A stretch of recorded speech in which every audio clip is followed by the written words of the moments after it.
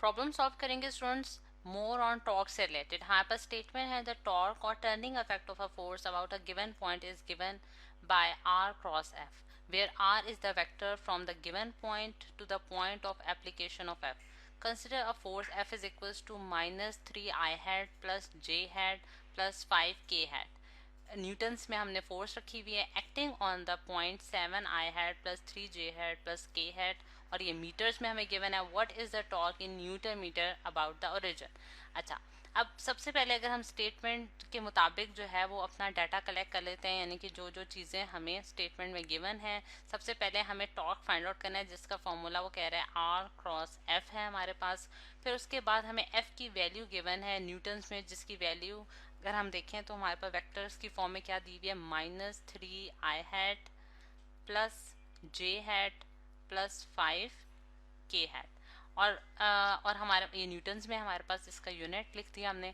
और फिर उसके बाद हमें जो है एक्टिंग ऑन अ पॉइंट, यानी एक पॉइंट दिया गया जिसको मैं ए का नाम दे रही हूँ। ए पॉइंट जो है वो हमारे पास किसके, उसकी क्या हमारे पास कोऑर्डिनेट्स हैं 7I hat plus 3J hat plus K hat, और ये हमारे पास मीटर्स में है। और स्टूडेंट्स अब हमने क्या फाइंड आउट करना है, टॉर्क फाइंड आउट करना है। अच्छा, अब सबसे पहले हम इसके सोल्यूशन की तरफ आते हैं। सोल्यूशन में हम क्या करेंगे, सबसे एक डायग्राम रफ ड्रॉ कर लेंगे जिसके ज़रिए हम इस सिचुएशन को इमेजिन कर सकें। अब अगर हम एक ऑब्जेक्ट ले लेते हैं जिसके ऊपर हम टॉर्क यानी कि टर्निंग इफेक्ट प्रोड्यूस करना चाह रहे हैं। अगर हम देखते हैं कि ये मेरे पास ओरिजिन पॉइंट है, यानी कि ओरिजिन मैंने ये पॉइंट मैंने ओरिजिन कंसिडर किया है, और ये पॉइंट ए है जिसके ऊपर हम फोर्स अप्लाई कर रहे हैं। यानी कि अगर मैं इसको येलो वेक्टर से शो करूं तो ये वो मेरे पास पॉइंट होगा जिसके ऊपर मैं फोर्स जो है वो अप्लाई कर रही हूँ।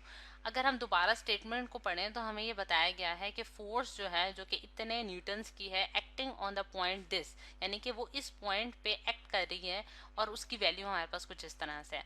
और हमारे पास जो डिस्टेंस आर है, यानी कि आर डिस्टेंस क्या होगा, यानी कि जो हम कहते हैं कि हमारे पास जिसे हम मोमेंट आर्म का नाम देते हैं, यानी कि मोमेंट आर्म हमारे पास क्या होता है स्टूडेंट्स, जो कि हमारे पास परपेंडिकुलर होता है फोर्स के, तो वो अगर हम निकालें तो वो ओ ए बनता है। और ओ ए की वैल्यू हम किस तरह से निकाल सकते हैं, यानी कि हम पोजीशन वेक्टर अगर फाइंड आउट करने ए का, तो हम आर की वैल्यू जो है उसको कैलकुलेट कर सकते हैं, जो कि हमारे पास अगेन क्या आ जाएगी 7I hat plus 3J hat plus K hat. और ये हमारे पास एक वेक्टर क्वांटिटी है, इसके ऊपर अगर मैं वेक्टर का साइन भी डाल देती हूँ। ठीक, अब हमने आर क्रॉस एफ हमें दोनों वैल्यूज मालूम है, तो हम टॉर्क का जो फॉर्मूला है उसमें इनपुट कर देंगे, यानी कि आर की वैल्यू हमारे पास क्या है 7I hat plus 3J hat plus K hat, और इसका मैंने क्रॉस प्रोडक्ट लेना है फोर्स के साथ, जो कि हमारे पास क्या है 3I hat plus J hat plus 5K hat.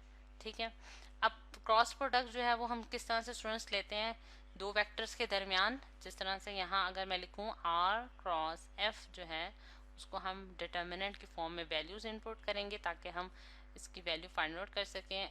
आई hat, j hat, k hat हमारे पास respective unit vector in the x y and z direction. अब वन कोफिशेंट्स जो है 1 बाय 1 हम कोफिशेंट इसमें इनपुट करते जाएंगे। सबसे पहले मैं आर वेक्टर के कोफिशेंट इनपुट करती हूँ, यानी कि 7 हमारे पास कोफिशेंट है आई हैट का, 3 हमारे पास कोफिशेंट है जे हैट का, और 1 कोफिशेंट है के हैट का।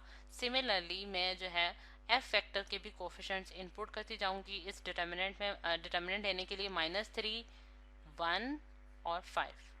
ठीक है, अब इसका हम डिटर्मिनेंट ले लेते हैं स्टूडेंट्स, यानी कि आई हैट और ये वाली पूरी जो हमारे पास रो है और कॉलम है इसको हम निगलेक्ट करेंगे, और इधर हम लोग क्रॉस मल्टीप्लाई कर लेंगे। ठीक है, 3 5 आर 15, 15 माइनस 1 और माइनस जे हैट माइनस साइन के साथ सेकंड वाला कंपोनेंट्स लिखेंगे।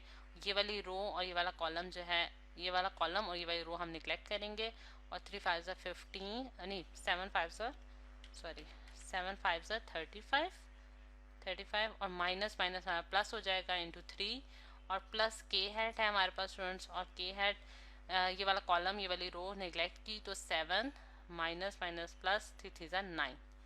ठीक, अच्छा अब यहाँ आई हैट और यहाँ हमारे पास क्या आ गया 14, 15 माइनस 1 14 आ गया इंटू जे हैट, और 35 प्लस 3 हमारे पास कितना हो गया 38 हो गया, और 7 प्लस 9 हमारे पास कितना होता है स्टूडेंट 16 के हैट आ गया। सही।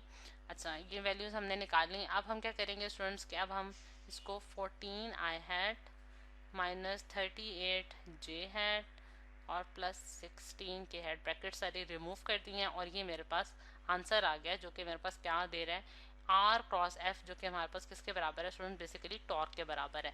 तो ये है टर्निंग इफेक्ट जो कि इस फोर्स की वजह से हमारे पास प्रोड्यूस हुआ है इस ऑब्जेक्ट में, जो कि हमने कैलकुलेट कर लिया और हमारे पास प्रॉब्लम जो है वो उसका आंसर हमने निकाल लिया है। और आंसर हमारे पास किस में आया स्टूडेंट्स, अगेन न्यूटन मीटर में आया है, क्योंकि हमारे पास फोर्स किस में है, न्यूटन्स में है और आर हमने मीटर्स में मेजर किया है।